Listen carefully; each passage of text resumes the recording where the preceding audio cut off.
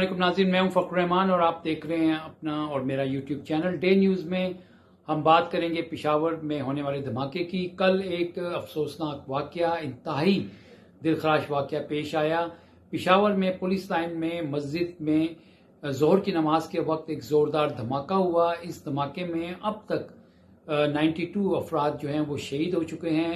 150 سے زائد اس وقت مختلف اسپتالوں میں زیر علاج ہیں۔ دھماکہ جب ہوا تو اس کی کچھ دیر کے بعد اطلاعات آئیں پشاور کے جو حکام تھے، پولیس حکام جو تھے ان کی جانب سے، اور اسی طرح سے کے پی کے گورنر کی جانب سے، اور پھر وفاقی وزیر داخلہ کی جانب سے یہ بیان سامنے آیا کہ یہ خودکش حملہ تھا۔ لیکن بعد میں جس طرح سے جو تباہی کے اثرات جو تھے وہ سامنے آئے، اور جس طرح سے مسجد کی چھت جو تھی وہ گر گئی تھی اور اس کے ملبے تلے کافی لوگ جو تھے وہ دب گئے، تو اس کے بعد یہ ذہن تسلیم نہیں کرتا کہ یہ خودکش حملہ تھا، کیونکہ اس کی شدت جو تھی وہ اتنی زیادہ تھی کہ پورا جو چھت کا ملبہ جو تھا وہ نیچے گر گیا، بلکہ پوری چھت گر گئی۔ تو لگتا یہ ایسے ہے کہ یہ شاید خودکش حملے کے ساتھ، یا پھر یہ ایک زوردار جو دھماکہ ہوا اس میں بم کا استعمال کیا گیا، بارودی مواد جو تھا وہ رکھا گیا تھا اور وہ بھی پھٹا ہے۔ تاہم اس حوالے سے تحقیقات جب حتمی طور پر سامنے آئیں گی تو پتہ چل سکے گا، لیکن مجھے ایسا لگتا ہے کہ یہ بڑا زوردار قسم کا کوئی بم دھماکہ تھا۔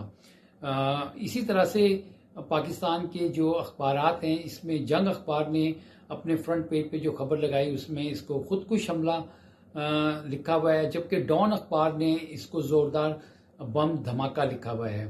تو ڈیفینیٹلی نیشنل میڈیا جو ہے اس کے اندر بھی مختلف آرا جو ہے وہ پائی جاتی ہے کہ یہ بم جو تھا پہلے سے پلانٹ کیا گیا تھا، اور پھر یہ اس کے اندر جو لوگ شہید ہوئے ان کی زیادہ تر تعداد جو ہے وہ پولیس والوں کی، یعنی کہ خیبر پختونخوا کی پشاور کی جو پولیس ہے اس کا یہ ہیڈ کوارٹر تھا، پولیس لائن جس کو کہا جاتا ہے، اور یہاں پر کاؤنٹر ٹیررزم ڈپارٹمنٹ کے لوگ بھی تھے جو نماز پڑھنے آتے ہیں۔ جس وقت دھماکہ ہوا اس وقت 300 سے زائد افراد جو تھے وہ کہتے ہیں نماز وہاں پر ادا کر رہے تھے، اور یہ بھی بیان میں کہا گیا تھا کہ خودکش بمبار جو تھا وہ پہلی صف میں موجود تھا۔ تو دھماکے کے فوراً بعد یا کچھ ٹائم کے بعد یہ اس طرح کا بیان آنا کہ خودکش بمبار جو تھا پہلی صف میں تھا، اس سے کچھ سوالیہ نشان جو ہیں وہ شکوک و شبہات پیدا ہو گئے ہیں۔ دوسری بات یہ تھی کہ دھماکے کے بعد ہی جو پاکستان میں آئندہ الیکشنز ہونے ہیں، خاص طور پر کے پی کے صوبائی اسمبلی کے انتخابات ہونے ہیں، پنجاب صوبائی اسمبلی کے عام انتخابات ہونے ہیں، اس کے حوالے سے یہ سوال اٹھا دیا گیا کہ دہشت گردی کی نئی لہر آئی ہے تو پتہ نہیں یہ انتخابات ہو سکتے ہیں کہ نہیں ہو سکتے۔ میں آپ کے سامنے جو ہے پاکستان کے اندر حالیہ عرصے میں جو صورتحال اور سیاسی صورتحال جو ہے، خطے کی جو صورتحال ہے، اس کنٹیکس میں کچھ چیزیں جو ہیں وہ رکھنا چاہوں گا۔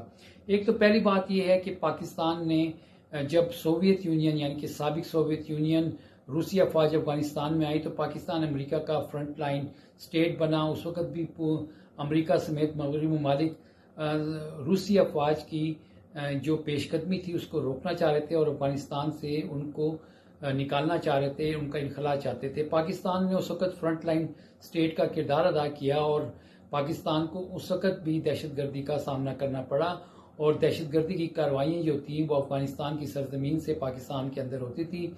1985 میں 7 مارچ 1985 میں دہشت گردی کا ایک واقعہ پیش آیا جس میں 2 امریکی سفارتکار جو تھے وہ کراچی میں مارے گئے تھے۔ یہ دہشت گردی کا پہلا واقعہ تھا، اور پھر اس کے بعد کراچی میں ایک بڑا واقعہ پیش آیا دہشت گردی کا، 2 زوردار دھماکے ہوئے اور اس دھماکوں میں 140 افراد جو تھے وہ شہید ہوئے۔ یہ پاکستان کے اندر اس وقت جب امریکہ کا پاکستان فرنٹ لائن سٹیٹ اتحادی بنا تھا تو پاکستان کے اندر دہشت گردی شروع ہوئی۔ پھر دوبارہ پاکستان کے اندر 9/11 کے بعد دہشت گردی کے واقعات جو تھے وہ بڑی تیزی سے رونما ہوئے۔ تحریک طالبان پاکستان کی جانب سے پاکستان کے اندر کارروائیاں جو تھیں وہ دیکھنے میں آئیں۔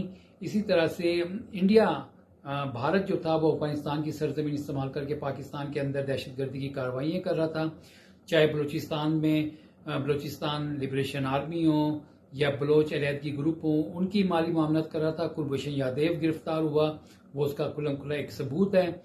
اور 20 سال کے بعد امریکہ اور نیٹو افواج افغانستان سے نکل گئیں 2021 میں، اور افغان طالبان جو اس لیے امریکہ اور نیٹو فورسز کے خلاف لڑ رہے تھے کہ وہ کہتے تھے کہ ان کا ملک جو ہے وہ بیرونی قوتوں نے آ کر وہاں پہ قبضہ کیا اور اپنی آزادی کے لیے وہ جنگ لڑ رہے ہیں، تاہم وہ کابل میں برسر اقتدار آ گئے۔ پاکستان کی یہ توقع تھی، پاکستان کہہ رہا تھا کہ ماضی میں جس طرح سے افغان سرزمین دہشت گردی کی کارروائیوں کے لیے پاکستان میں استعمال ہوتی رہی، اب نہ ہو۔ سابق وزیر اعظم عمران خان جب 2018 میں منتخب ہو کر آئے، انہوں نے مذاکرات کا عمل شروع کیا اور پاکستان کے اندر دہشت گردی کی جو کارروائیاں تھیں اس میں کمی دیکھنے میں آئیں، ختم نہیں ہوئیں۔ ساتھ ہی پاکستان نے جو باڑ لگانے کا افغانستان کے بارڈر کے ساتھ کام شروع کیا تھا، وہ بھی کافی حد تک اب مکمل ہو چکا ہے۔ باڑ کی مخالفت جو تھی وہ افغان طالبان کی حکومت نے بھی کی، اور جو تحریک طالبان پاکستان ہے اور پاکستان کے اندر سیاسی جماعت جس میں مولانا فضل الرحمان سر فہرست ہیں، وہ کہتے ہیں کہ جو قبائلی علاقے ضم کیے گئے ہیں یہ نہیں ہونے چاہیے تھے، اور تحریک طالبان بھی یہ مطالبہ کر رہی ہے کہ یہ جو قبائلی علاقے شمالی وزیرستان، اسی طرح سے خیبر ایجنسی اور باجوڑ اور دیگر جو ایجنسیز ہیں، ان کو جو KPK میں ضم کیا گیا ہے، یہ غلط فیصلہ تھا، اس کو واپس لیا جائے، باڑ کو ختم کیا جائے۔ یہ ان کے مطالبات ہیں اور جس سے مطابقت مولانا فضل الرحمان کے بیانات سے بھی ملتی ہے۔ جو دہشت گردی کا یہ واقعہ پیش آیا اور جس طرح سے اس کو الیکشنز کو ملتوی کرنے کے حوالے سے جوڑا گیا، میرے خیال میں ایسی صورتحال جو ہے وہ مجھے نظر نہیں آتی۔ گزشتہ 20 سال کے اندر ہم نے دیکھا کہ 80,000 سے زائد پاکستان کی سیکیورٹی فورسز کے اہلکار، سویلینز جو تھے، وہ انہوں نے جام شہادت نوش کیا اور دہشت گردی کی جو خوفناک لہر تھی اس کو شکست دی، اور دہشت گردوں کو ان کے انجام تک پہنچایا۔ اس میں جو کلیدی کردار جو تھا، فرنٹ لائن کردار جو تھا، وہ ہماری مسلح افواج نے ادا کیا، چاہے ایئر فورس ہو، چاہے پاکستان کی بری افواج ہوں۔ اب بھی دہشت گردی کی جو نئی لہر آئی ہے اس کے اندر ہم دیکھ رہے ہیں کہ پاکستان کی افواج جو ہیں ان کا کلیدی رول ہوگا، لیکن بدقسمتی سے پاکستانی افواج کو اس وقت جس طرح سے سابق army chief general Qamar Javed Bajwa نے PDM کو حکومت میں لا کر ایک سیاست میں جھونک دیا، جس سے ملک کے اندر ایک کافی افراتفری کی صورتحال جو تھی وہ دیکھنے میں آئی۔ اس کنٹیکسٹ میں اگر آپ سارے معاملات کو دیکھیں تو پہلا لگتا یہ ہے کہ پاکستان سے جو مطالبات کیے جا رہے ہیں اس کے اندر، یا مطالبات کیے جا سکتے ہیں اس کے اندر جو ہے وہ کیا پاکستان رہ گیا؟ میرے خیال میں ایسی صورتحال جو ہے وہ مجھے نظر نہیں آتی۔ گزشتہ 20 سال کے اندر ہم نے دیکھا کہ 80,000 سے زائد پاکستان کی سیکیورٹی فورسز کے اہلکار، سویلینز جو تھے، وہ انہوں نے جام شہادت نوش کیا اور دہشت گردی کی جو خوفناک لہر تھی اس کو شکست دی، اور دہشت گردوں کو ان کے انجام تک پہنچایا۔ اس میں جو کلیدی کردار جو تھا، فرنٹ لائن کردار جو تھا، وہ ہماری مسلح افواج نے ادا کیا، چاہے ایئر فورس ہو، چاہے پاکستان کی بری افواج ہوں۔ اب بھی دہشت گردی کی جو نئی لہر آئی ہے اس کے اندر ہم دیکھ رہے ہیں کہ پاکستان کی افواج جو ہیں ان کا کلیدی رول ہوگا، لیکن بدقسمتی سے پاکستانی افواج کو اس وقت جس طرح سے سابق army chief general Qamar Javed Bajwa نے PDM کو حکومت میں لا کر ایک سیاست میں جھونک دیا، جس سے ملک کے اندر ایک کافی افراتفری کی صورتحال جو تھی وہ دیکھنے میں آئی۔ اس کنٹیکسٹ میں اگر آپ سارے معاملات کو دیکھیں تو پہلا لگتا یہ ہے کہ پاکستان سے جو مطالبات کیے جا رہے ہیں اس کے اندر، یا مطالبات کیے جا سکتے ہیں اس کے اندر جو ہے وہ کیا پاکستانی فوج کی تعداد میں کمی لائی جا سکتی ہے؟ یہ سوال سب سے اہمیت کا حامل ہے۔ ایک طرف دہشت گردی کی نئی لہر جو ہے اس نے سر اٹھایا ہے، دوسری طرف یہ تجزیہ کیا جا رہا ہے اور کچھ اطلاعات بھی ہیں کہ جس طرح سے سری لنکا کو کہا گیا IMF کی جانب سے کہ وہ اپنی 50% فوج میں کمی کر دے، تو پاکستان سے بھی اس طرح کا مطالبہ جو ہے وہ کیا جا سکتا ہے یا کر دیا گیا ہے۔ اور اس ضمن میں IMF کا وفد جو ہے وہ اس وقت اسلام آباد میں موجود ہے۔ آئندہ چند دنوں میں IMF کے جو مطالبات ہیں وہ تو ہے ہی ہیں کہ پاکستان ڈالر سے روپی کی پیرٹی جو ہے اس کو آزاد کر دے، جو کہ کر دیا گیا ہے۔ اس وقت ڈالر جو ہے وہ 280 روپے کا بلیک مارکیٹ میں ہے، 290 روپے کا بلیک مارکیٹ میں ہے، اور انٹر بینک ریٹ جو ہے وہ 270 سے اوپر اس وقت جا رہا ہے۔ تو اس سے کیا ہوگا؟ اس سے آپ کی جو پیٹرول کی امپورٹ ہے وہ مہنگی ہوگی، اور پھر اس کے بعد مہنگائی کا ایک طوفان نیا آئے گا۔ گیس کی قیمتوں میں اضافہ پہلے کیا جا چکا ہے، بجلی کی بلوں میں اضافہ پہلے کیا جا چکا ہے، اور جس طرح سے عام آدمی مہنگائی میں پھنس رہا ہے، بجلیوں کے بلوں میں پھنس رہا ہے، گیس کے بلوں میں پھنس رہا ہے، آئندہ جو طوفان آ رہا ہے اس سے ابھی تک پچھلے 9 مہینے کے اندر جو امریکہ کے ساتھ مل کر ریجیم چینج آپریشن پاکستان میں کیا گیا، ایک اچھی بری چلتی بڑھتی جو 6% گروتھ ریٹ جو تھی وہ دکھا رہی تھی، پاکستان کی معیشت 6% سے بڑھ رہی تھی، وہ اس کو ہٹا کر اور یہ 13 جماعتوں کی جو PDM قائم ہوئی، پاکستان ڈیموکریٹک موومنٹ، اس میں پاکستان پیپلز پارٹی، نون لیگ، مولانا فضل الرحمان کی JUI، MQM اور کاف لیگ، یہ سر فہرست جماعتیں ہیں، یہ اقتدار میں آگے۔ اور 9 مہینے کے اندر جس طرح ہم نے دیکھا کہ کبھی سعودی عرب سے، کبھی یونائٹڈ عرب ایمریٹ سے، کبھی قطر سے، کبھی جو ہے وہ دوسرے ممالک سے، چین سے آپ قرضوں کی بات کر رہے تھے، 4 ارب 2 ارب ڈالر، اور اس طرح کی جو باتیں ہو رہی تھیں وہ تو ابھی تک کوئی عملی طور پر صورتحال بنی نہیں ہے۔ چین نے جو پیسے رکھوائے ہوئے تھے اپنے، انہوں نے اس کو رول اوور کر دیا ہے۔ سعودی عرب نے جو رکھوائے ہوئے تھے وہ رول اوور کر دیا ہے۔ UAE نے اپنے تقریباً 2 ارب ڈالر جو تھے وہ آپ سے واپس لے لیے۔ تمام جو دنیا جو ہے وہ موجودہ حکومت کو پیسے دینے کے لیے تیار نظر نہیں آتی۔ شاید ان کی جو اندرونی کریڈیبلٹی ہے وہ ایٹ سٹیک آ چکی ہے، کیونکہ یہ جو 13 جماعتوں کا ٹولہ حکومت میں آیا، انہوں نے آتے ہی اپنے کرپشن کے کیسز ختم کرنے کے لیے قانون سازی کی، نیب ترامیم کی گئی اور اپنے کرپشن کے مقدمات جو تھے وہ ختم کیے۔ یہ قومی میڈیا میں خبریں شائع ہو چکی ہیں، یہاں پہ بیٹھے سفارتکار، ان سفیر جو ہیں وہ یہ دیکھ رہے ہیں، اپنی حکومتوں کو وہ رپورٹ کر رہے ہیں۔ اس کے ساتھ ہی عمران خان کی جو پارٹی ہے وہ پورے ملک میں اس وقت سب سے بڑی قومی پارٹی کے طور پر سامنے آ چکی ہے۔ پنجاب میں KPK میں، گلگت بلتستان اور آزاد کشمیر میں تو اس وقت بھی PTI کی حکومت ہے، تاہم پنجاب اور KPK میں عمران خان نے اسمبلیاں ڈیزالو کر دی ہیں اور وہ یہ چاہتے ہیں کہ وہاں پہ عام انتخابات ہوں۔ اور اس وقت PTI جو ہے وہ قومی اسمبلی سے بالکل فارغ ہو چکی ہے۔ ان کے جو 127 قومی اسمبلی کے اراکین تھے ان کے استعفے منظور کر دیے گئے ہیں، اور بائی الیکشن جو ہے وہ 33 نشستوں کے اوپر الیکشن کمیشن نے اناؤنس کر دیا ہے۔ یہ تو سیاسی صورتحال ہے، اور سیاسی صورتحال کے اندر سب کا یہ کہنا ہے کہ سیاسی استحکام ہوگا تو معاشی استحکام آئے گا، اور معاشی استحکام سے پاکستان کے اندر بیرونی سرمایہ کاری ہوگی۔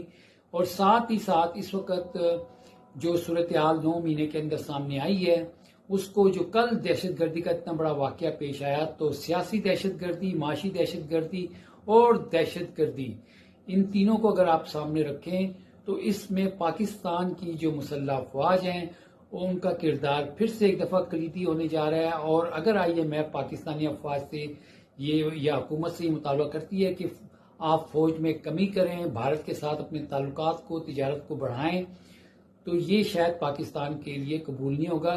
کیا پاکستان مقبوضہ کشمیر کا جو معاملہ ہے، کشمیر کے مسئلے سے دستبردار ہو جائے گا، کمپرومائز کر لے گا؟ کیا پاکستان اپنی خود مختاری کے اوپر سمجھوتا کر لے گا؟ یہ وہ سوالات ہیں جس کا آئندہ چند ہفتوں کے اندر فیصلہ ہونا ہے۔ اور میں آپ کو یہ بتا دوں کہ میرے ذرائع یہ کہتے ہیں کہ پاکستان بری افواج میں کمی کا مطالبہ کسی بھی صورت میں تسلیم نہیں کرے گا۔ پاکستان کے اندر جو مہنگائی ہے وہ آج جو IMF کا وفد آیا ہوا ہے اس کی شرائط منظور کرنے کی صورت میں آئندہ چند ہفتوں میں انتہا پر پہنچے گی، اور اس سے پہلے ہی لوگ بے روزگار ہو چکے ہیں، 20 لاکھ افراد بے روزگار ہو چکے ہیں، ٹیکسٹائل سیکٹر بند ہو چکا ہے، 4 لاکھ افراد اس سیکٹر میں بے روزگار ہو چکے ہیں، پاکستان کی آٹو موبائل انڈسٹری میں لوگ بے روزگار ہو گئے ہیں، پلانٹس بند کر دیے گئے ہیں، پرزے پاکستان امپورٹ نہیں کر سکتا کیونکہ ڈالرز نہیں ہیں، سونے کی قیمت جو ہے وہ 2 لاکھ روپے سے زائد ہو گئی ہے پر تولہ، اور اس وقت غیر ملکی ذخائر جو ہیں وہ 3 ارب سے کچھ اوپر جو ہیں وہ ہمیں دکھائی دے رہے ہیں۔ پاکستان کے ڈیفالٹ کا خطرہ پاکستان پر منڈلا رہا ہے۔ اب یہ صورتحال پاکستان کی جو ہے وہ نہ صرف قومی معاشی سلامتی کی بن گئی ہے بلکہ نیشنل سیکیورٹی کا ایک بہت سنجیدہ ایشو جو ہے وہ کھڑا ہو چکا ہے۔ اب امریکہ کیا چاہتا ہے؟ امریکہ یہ چاہتا ہے کہ پاکستان افغانستان کے ساتھ سفارتی تعلقات قائم نہ کرے، بس رسمی تعلقات رکھے، ایران سے دور رہے، ایک رسمی تعلق رکھے، اور چین سے پاکستان دور رہے۔ اب 1.1 ارب کی چین سپر پاور، اتنی بڑی معیشت، پاکستان میں سی پیک میں انہوں نے اربوں ڈالر جو ہیں وہ انویسٹ کر دیے ہیں، اور چین نے ایران کے اندر 400 ارب ڈالر کی انویسٹمنٹ کے معاہدے کیے ہوئے ہیں۔ کیا پاکستان جو ہے اپنے پڑوسی ممالک سے تعلقات کو کشیدہ رکھ کے امریکہ کے مطالبات اور امریکہ کے جو مفادات ہیں ان کے لیے اپنی ملک کی قربانی دے سکتا ہے؟ یہ بڑا امپورٹنٹ سوال ہے۔ اس کا جواب جو ہے وہ آئندہ چند دنوں میں آئے گا۔ کیسے آئے گا؟ موجودہ آرمی چیف جو جنرل سید منیر شاہ ہیں، انہوں نے اس حوالے سے سنجیدگی اس کے غور کرنا شروع کر دیا ہے کہ سابق پاکستان میں سی پیک میں انہوں نے اربوں ڈالر جو ہیں وہ انویسٹ کر دیے ہیں، اور چین نے ایران کے اندر 400 ارب ڈالر کی انویسٹمنٹ کے معاہدے کیے ہوئے ہیں۔ کیا پاکستان جو ہے اپنے پڑوسی ممالک سے تعلقات کو کشیدہ رکھ کے امریکہ کے مطالبات اور امریکہ کے جو مفادات ہیں ان کے لیے اپنی ملک کی قربانی دے سکتا ہے؟ یہ بڑا امپورٹنٹ سوال ہے۔ اس کا جواب جو ہے وہ آئندہ چند دنوں میں آئے گا۔ کیسے آئے گا؟ موجودہ آرمی چیف جو جنرل سید منیر شاہ ہیں، انہوں نے اس حوالے سے سنجیدگی اس کے غور کرنا شروع کر دیا ہے کہ سابق army chief general Qamar Javed Bajwa جو ریجنگ چینج آپریشن کے ماسٹر مائنڈ تھے، انہوں نے یہ سب کچھ کس طرح سے کیا، کون لوگ اس میں ملوث تھے، تحقیقات جو ہیں وہ اس کا آغاز کر دیا گیا ہے۔ پی ڈی ایم جو تھی انہوں نے اپنے کرپشن کے کیسز معاف کیے۔ یہ کیا معاملہ ہے؟ کیا بلاول جو ہیں وہ پاکستان کے آئندہ وزیر اعظم ہو سکتے ہیں، جو کہ امریکہ کا مطالبہ ہے؟ امریکہ چاہتا ہے کہ عام انتخابات جلد ہوں اور اس کے بعد بلاول جو ہے اس کو وزیر اعظم بنایا جائے۔ کمال کی بات ہے، پاکستان کی عوام جس کو سلیکٹ کرے گی، جس پارٹی کو ووٹ دے گی، وہ اس پارٹی کا وزیر اعظم بنے گا۔ یہ ایسے نہیں ہو سکتا، اور بات یہ ہے کہ جو باپ نہیں بن سکتا وہ وزیر اعظم کیسے بن سکتا ہے؟ یہ سوال بھی عام لوگوں کے ذہن میں ہے کہ پاکستان اسلامی ممالک کی اور دنیا کی 7ویں جوہری قوت ہے۔ کیا پاکستان جو ہے اپنے معاشی عدم استحکام کی وجہ سے جوہری ہتھیاروں سے دستبردار ہو جائے گا؟ یہ بھی سوال آئندہ چند ہفتوں کے اندر کھڑا ہو سکتا ہے۔ تو جیسے میں نے آپ کو کہا کہ دہشت گردی کی نئی لہر نے سر اٹھایا ہے، اور پاکستان کی مسلح افواج جس میں فوج جو ہے وہ اپنی تعداد میں کمی کا جو مطالبہ ہے اس کو قطعی تسلیم نہیں کرے گی، ذرائع بھی یہ کہتے ہیں، اور دہشت گردی کی اس نئی لہر کا مقابلہ جو ہے وہ فوج نہیں کرنا ہے جیسے 20 سال سے وہ کرتے چلے آ رہے ہیں۔ تو یہ بات بڑی اہمیت اختیار کر گئی ہے۔ تیسری بات یہ ہے کہ بڑا یہ کہا جا رہا ہے کہ شاید عام انتخابات دہشت گردی کی وجہ سے التوا کا شکار ہو جائے۔ نہیں، ایسا نہیں ہو سکتا۔ عام انتخابات کی طرف آپ کو جانا ہوگا۔ عام انتخابات ہوں گے تو سیاسی استحکام آئے گا، پھر معاشی استحکام اس سے آئے گا، اور پھر بیرونی سرمایہ کاری پاکستان کے اندر آئے گی، جس سے قومی سلامتی جو ہے اس کے اوپر بڑے مثبت اثرات مرتب ہوں گے۔ یہ اس وقت اسٹیبلشمنٹ کے سامنے بڑے اہم سوالات ہیں جس کا آئندہ چند دنوں میں فیصلہ ہوگا، اور پی ڈی ایم کے مستقبل کا فیصلہ بھی آئندہ چند عرصے میں آپ کو ہوتا ہوا نظر آئے گا۔ جی ہاں، یہ میں آپ کو جو صورتحال جن لوگوں سے میری بات چیت ہوئی ہے اس کنٹیکس میں آپ کو کہہ رہا ہوں۔ امریکہ کے جو خصوصی ایلچی برائے افغانستان تھامس ویسٹ اس وقت اسلام آباد میں موجود ہیں۔ امریکہ پاکستان کو افغانستان کے ساتھ ایک نئی جنگ میں جھونکنا چاہتا ہے۔ اس کی منصوبہ بندی انہوں نے اس وقت کی جب پاکستان سے انہوں نے گزشتہ سال اڈے مانگے تھے، اور معاف کیجیے گا 2021 میں جب اڈے مانگے تھے تو عمران خان نے یہ مطالبہ تسلیم کرنے سے انکار کر دیا تھا، جس کی وجہ سے ان کی حکومت کو گرا دیا گیا۔ عمران خان نے واضح طور پر کہا تھا کہ پی ڈی ایم کا ٹولہ حکومت میں آیا تو معیشت تباہ و برباد ہو جائے گی، لیکن سابق army chief general Qamar Javed Bajwa نے ان کی بات پر کان نہیں دھرے، اور صورتحال یہ ہے کہ اس وقت لوگوں کی چیخیں مہنگائی کی وجہ سے نکل رہی ہیں، خودکشیاں کر رہے ہیں لوگ، ڈاکے ڈال رہے ہیں، جرائم میں اضافہ ہو رہا ہے۔ اب بات یہ ہے کہ کیا ٹیکنوکریٹ اس سارے معاملے کا حل ہے؟ جی نہیں، فریش الیکشنز ہی اس کا حل ہے۔ دوسری بات، کیا شاہد خاقان عباسی کو ٹیکنوکریٹ سیٹ اپ کے لیے تیار کیا جا رہا ہے؟ کیا وہ ایک الگ پارٹی جو ہے وہ اسٹیبلشمنٹ کی ان کی سربراہی میں تیار ہوگی؟ تو اس حوالے سے بھی صورتحال جو ہے وہ جلد سامنے آ جائے گی، لیکن ٹیکنوکریٹ کا جو سیٹ اپ ہے وہ نہیں چل سکتا۔ پاکستان کے اندر جو مسائل ہیں ان کا حل صرف اور صرف عام انتخابات میں ہے۔ عوام جس کو الیکٹ کرے گی، ووٹ دے گی، وہی پارٹی آ کے حکومت بنائے گی، اور اسی سے ملک کی ہر طرح کی معاشی سلامتی ہو یا فوجی سلامتی ہو، سیکیورٹی کی سلامتی ہو، وہ یقینی طور پر قائم ہوگی۔ ایک جاتے جاتے میں آپ کے سامنے ایک جو ہے نا وہ بہت اچھی ایک واقعہ ہے، اس کا میں ذکر کرتا چلوں۔ مہنگائی اور قحط کنٹرول کرنے کا واحد طریقہ، مشہور واقعہ ہے کہ اللہ نے حضرت موسیٰ علیہ السلام سے کہا، اے موسیٰ، قحط آنے والا ہے، اپنی قوم سے کہو کہ تیار رہو۔ حضرت موسیٰ علیہ السلام نے یہ پیغام اپنی قوم کو پہنچا دیا تو ان کی قوم نے اپنے گھروں کی دیواروں میں سوراخ بنا دیے تاکہ قحط اور سختی کی صورت میں ساتھ والے گھر کی مدد کر سکیں، اور اس طرح یہ سخت دن گزر جائیں۔ کچھ وقت گزرا لیکن قحط نہیں پڑا۔ حضرت موسیٰ علیہ السلام نے اللہ تعالیٰ سے وجہ پوچھی تو جواب ملا کہ تمہاری قوم نے آپس میں ایک دوسرے پر رحم کیا تو میں کیوں نہ ان پر رحم کروں، اس لیے قحط نازل نہیں کیا۔ موجودہ مہنگائی کے دور میں ایک دوسرے پر رحم کریں تاکہ خدا بھی ہم پر رحم کرے۔ مہنگائی کے اس سخت دور میں ہمیں اپنے رشتہ داروں، دوستوں اور پڑوسیوں کا خاص خیال رکھنا ہے۔ جی ہاں، میری ذخیرہ اندوزوں سے اپیل ہوگی کہ آپ گدوں والا کردار نہ ادا کریں، غریب آدمی کا سوچیں، اور یہ جو واقعہ میں نے آپ کو بتایا ہے اس کے اوپر خدا را عمل کریں۔ آخر میں آپ کو یہ کہتا چلوں کہ ہم سب کو بہت شدید دکھ ہے پشاور میں ہونے والے واقعے میں شہادتوں پر۔ اللہ تعالیٰ جو لواحقین ہیں ان کو صبر جمیل عطا فرمائے اور شہداء کے درجات بلند کرے، آمین۔ اپنا بہت بہت خیال رکھیے گا۔